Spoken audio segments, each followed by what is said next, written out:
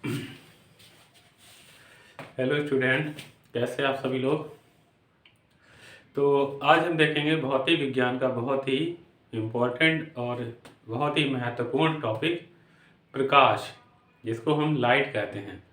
ये हमारी प्रतियोगी परीक्षा हो यानी कि कंपटीशन एग्ज़ाम, या हमारी बोर्ड परीक्षा हो, या हमारी कोई भी अन्य परीक्षाएं हों, तो उन सभी परीक्षाओं में सबसे ज़्यादा जो क्वेश्चन भौतिक विज्ञान यानी कि फिजिक्स से पूछे जाते हैं, तो उसका बहुत ही इम्पोर्टेंट टॉपिक है प्रकाश यानी कि लाइट। इस टॉपिक से हमारे सबसे ज़्यादा क्वेश्चन पूछे जाते हैं। तो कुछ बेसिक जानकारी आज हम प्रकाश के बारे में जानेंगे। ये हमारा कक्षा 8 हो, कक्षा 9 हो, 10 हो, 11 या 12 या आगे जितनी भी हम पढ़ाई करेंगे, तो फिजिक्स का जो सबसे इम्पोर्टेंट टॉपिक होगा प्रकाश, इस टॉपिक से सबसे ज़्यादा क्वेश्चन पूछे जाते हैं। तो बेसिक जानकारी आज जानते हैं प्रकाश यानी कि लाइट के बारे में। तो सबसे पहले बात करते हैं प्रकाश। प्रकाश एक प्रकार की ऊर्जा है। प्रकाश क्या होगा? एक प्रकार की ऊर्जा है। जैसे कि ऊर्जा भी बहुत से प्रकार के होते हैं। जैसे हमारे हाथों में जो ताकत है वो हमारी जैसे कि पेशीय ऊर्जा है। उसके अलावा जैसे हम कोई काम करते हैं, बैठे बैठे काम कर रहे हैं, तो हमारी स्थितिज ऊर्जा होगी, और अगर चल रहे हैं तो उससे जो हमारी ऊर्जा निकलेगी वो गतिज ऊर्जा होगी। तो कह सकते हैं कि प्रकाश एक प्रकार की ऊर्जा है। उसके बाद प्रकाश तरंग भी है, और तरंग के साथ तो इसमें कण भी पाए जाते हैं। अगर प्रकाश एक तरंग है तो इसमें कण भी पाए जाते हैं। इस गुण के कारण ही इसे द्विकण कहते हैं। द्विकण कहते हैं। जो कण होते हैं इसमें फोटान होते हैं। ये हम आगे पढ़ेंगे। फोटान जो कि हम क्वांटा कहते हैं, ये मॉडर्न फिजिक्स में इसके बारे में बाद में बात करेंगे। और अगर तरंग की बात करें तो ये हमारा विद्युत चुंबकीय तरंग के रूप में कार्य करता है। और विद्युत चुंबकीय तरंगे यानी कि तरंगे हमारी दो प्रकार की हो सकती हैं। एक तो हमारी होती हैं अनुदैर्घ्य तरंगे, अनुदैर्घ्य, और दूसरी हो सकती है हमारी अनुप्रस्थ, अनुप्रस्थ तरंगे। तो ये जो इस टाइप में तरंगे होती हैं, जैसे कोई भी खड़ी खड़ी यानी कि लंबवत यानी कि वर्टिकल जो तरंगे चलती हैं, उनको बोलते हैं हम अनुदैर्घ्य। इनको हम अनुदैर्घ्य कह सकते हैं। जबकि कुछ तरंगे हमारी इस टाइप में चलती हैं, ऐसे ऐसे चलते हैं, तो इस प्रकार की तरंग को कहते हैं हम अनुप्रस्थ, अनुप्रस्थ तरंगे। तो प्रकाश जो होता है हमारा अनुप्रस्थ, प्रकाश में अगर पूछी जाए कि कौन सी तरंगे होती हैं, तो अनुप्रस्थ तरंगे या विद्युत चुंबकीय तरंगे पाई जाती हैं। अनुप्रस्थ। तो प्रकाश में जो है हमारी अनुप्रस्थ तरंगे या विद्युत चुंबकीय तरंगे होती हैं। और हम जानेंगे प्रकाश में, प्रकाश हमारा सबसे अगर अधिक पूछा जाए तो प्रकाश निर्वात में प्रकाश की चाल सबसे अधिक होती है। निर्वात यानी कि वैक्यूम। तो इसमें जो इसकी चाल होती है वो 3 × 10⁸ मीटर/सेकेंड होती है। इसके अलावा प्रकाश जो होता है गैस में भी चलता है।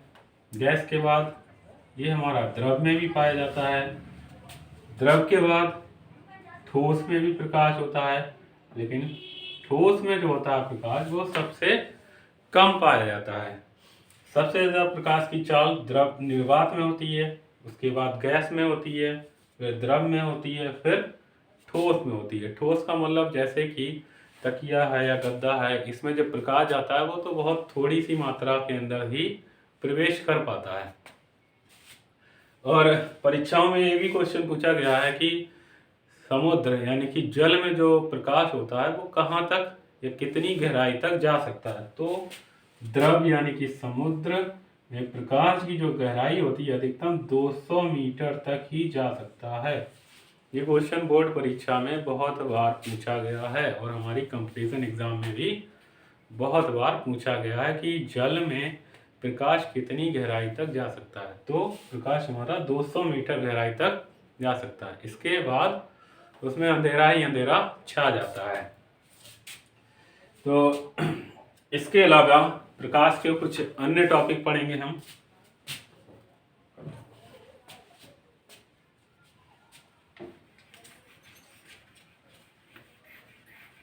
जैसे कुछ अन्य टॉपिक में आ जाते हैं, जैसे परावर्तन। परावर्तन को हम कहते हैं अंग्रेजी में रिफ्लेक्शन। रिफ्लेक्शन यानी कि रिफ्लेक्शन ऑफ लाइट। अगर परावर्तन की बात करेंगे तो परावर्तन हमारा कार्य करेगा दर्पण। दर्पण यानी कि मिरर। परावर्तन का मतलब होता है जब भी प्रकाश किसी चीज से टकराकर वापस हमारी ओर आ जाए या दूसरी दिशा में चला जाए तो इस क्रिया को परावर्तन कहते हैं। और ये हमारा दर्पण पे कार्य करेंगे। जैसे कि दर्पण यानी कि शीशे में हम देखते हैं तो उससे रोशनी टकराकर वापस हमारी ओर आ जाती है। दर्पण हमारे दो प्रकार के होते हैं, अवतल दर्पण और उत्तल दर्पण। इसके बाद हम पढ़ेंगे अपवर्तन। अपवर्तन जो होता है इस पर लेंस कार्य करते हैं। लेंस, इसको हम बोलते हैं रिफ्रैक्शन, और ये हमारा होता है लेंस। तो अपवर्तन में क्या होता है, ये लेंस पे कार्य करता है। लेंस में क्या होता है, प्रकाश जब भी जाता है तो इसको आर पार कर जाता है। तो ये हमारा लेंस पे कार्य करता है। कुछ अन्य टॉपिक हैं जो हम पढ़ेंगे, जैसे कि विवर्तन, फिर व्यतिकरण,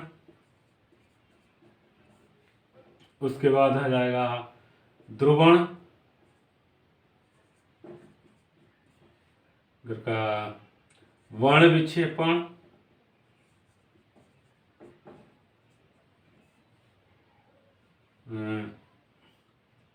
और कलर्स की पहचान भी सीखेंगे इसके बाद हम। और भी बहुत सारे टॉपिक हैं, तो ये टॉपिक हम प्रकाश में पढ़ेंगे। उसके बाद हमारा जो है बीमारी वगैरह भी आ जाती हैं, जैसे कि जिसको हम बोलते हैं दोष।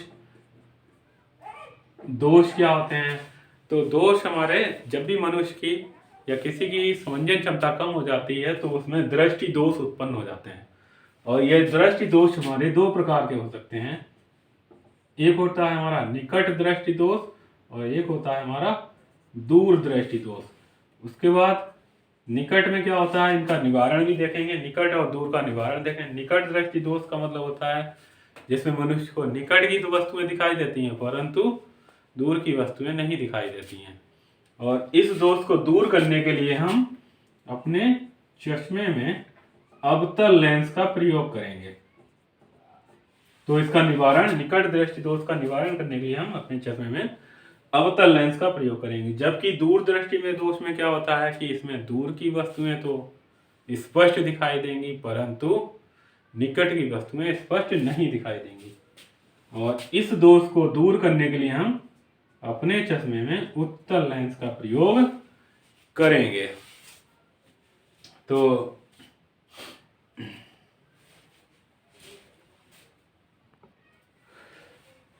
तो ये था हमारा प्रकाश की ये कुछ बेसिक जानकारी थी जो कि हमने आज इस टॉपिक में जानी। ऐसी ही जानकारी और जानने के लिए हमारे चैनल को सब्सक्राइब करें और हमारे वीडियो को अच्छा लगा हो तो लाइक करें।